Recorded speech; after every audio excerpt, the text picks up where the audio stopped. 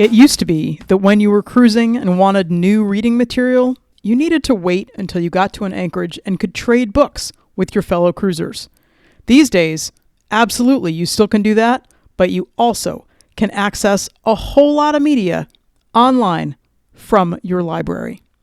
Hi, I'm Nika Waters, and welcome to the Boat Galley Podcast. I'm talking about some of the joys of having a library card and how you, too, can get one all on your very own. Today's episode of the Boat Galley Podcast is sponsored by MantisMarine.com, maker of the Mantis Anchor, now available in models with and without a roll bar. Proven to set reliably in the most challenging bottoms, the Mantis Anchor digs like no other, making anchoring safer and boating more enjoyable. Mantis Marine brings to market practical, durable, and affordable marine products, including anchoring gear, scuba diving accessories, and a rechargeable waterproof headlamp for hands-free lighting. Visit MantisMarine.com and see for yourself. When I was based on land, having a library card felt like I had the whole world open up to me. And I figured that once we left to go cruising, that library card wasn't actually going to give me a whole lot that I could use.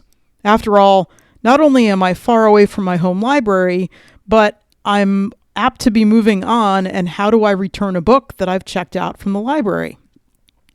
These days, you're probably well aware of the fact that there are ebooks galore that you can find. And those ebooks, not all titles, of course, but then again, not all titles of hardback books are at your library anyway. But a lot of those ebooks you can find through your library. So that library card, rather than ceasing to be important when you leave to go cruising, is actually even more important than ever before.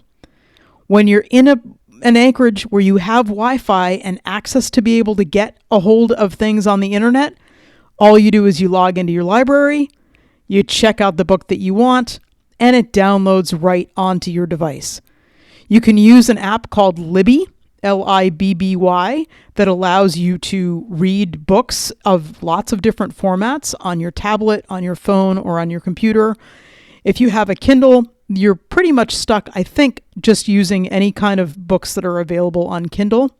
You want to check on your library card when you go to the library website and just make sure that you are able to get the books that you want on Kindle.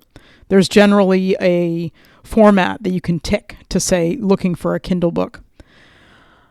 So how do you get a library card? If you are not living in a place on land, often libraries are kind of connected to what your home area is. I know when we were living in Charlottesville, my library card required that I show them an ID that actually had my address on it to show that I was legally permitted to have that library card from that library. And yeah, a library card from my home library is free. It doesn't cost anything. One secret that you may not know about libraries, though, is that even if you don't live there, they may allow non-residents to get a library card for free. And I found that here in Deltaville. I was walking into another marina and I noticed there was a sign on the door of the bathroom that was from the local library saying, hey, cruisers are welcome to come in and get a library card.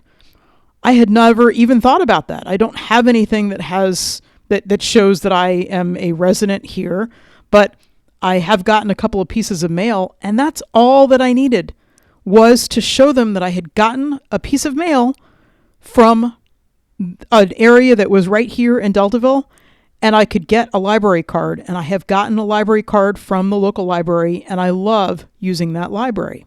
When we were visiting my mother-in-law in Texas, I actually called the local library down there, and they had this same policy that if you were there and you could show that you had mail that had been delivered to a local address, they would allow you to get a library card with no charge.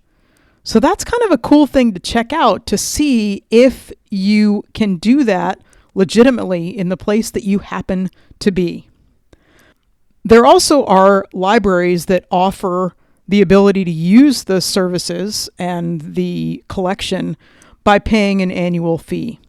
And I believe that that was true in Charlottesville, that if I had gone in and said, hey, I'm out of state, but I would like to be able to use the library, there was an annual fee that I could do with the Charlottesville library. One of the big ones is the Brooklyn Library in New York, and there's a link in the show notes to that particular one. And if you're not a resident of Brooklyn, New York, but you would like a library card, you can get one for the fee of $50 a year. Now, of course, $50 a year isn't free, but if you check out 5 books from the library over the year, you've more than paid for that membership. Plus, you've supported a local library, which is a win-win in my book on that one. If you have access to more than one library, it can be super helpful for a number of things, not the least of which is that you get access to different collections. It also means that you may be able to check out more books than the one library allows you to. One of my readers in the blog post that's associated with this podcast pointed out that they're able to get not only books, but periodicals, newspapers, and even movies and books on tape from their library all online. So library use isn't only for physically walking in and picking up stuff and going back to your boat, but the number of different sorts of media you can access via your library card, even when you're on your boat, it's astounding and growing all the time. If you don't have a library card, I strongly suggest you look into getting one and start exploring all the really amazing different kinds of things you can get from your library, all from the comfort of your own boat. And hey, there's the other thing, no late fees, because once the book is due, it just goes back to the library. I can't wait to share an Anchorage with you and see what books you can recommend that I can then go look on my libraries to see if I can get those books, because I'm always looking for something new to read. Thank you so much for listening to the Boat Galley podcast. If you found this helpful or useful or entertaining, please leave a review. Don't forget to tell your friends, and don't forget to subscribe. There are 2 of these episodes every week, one from Carolyn and one from me. I hope you have the most wonderful reading-filled week. We'll talk to you next week.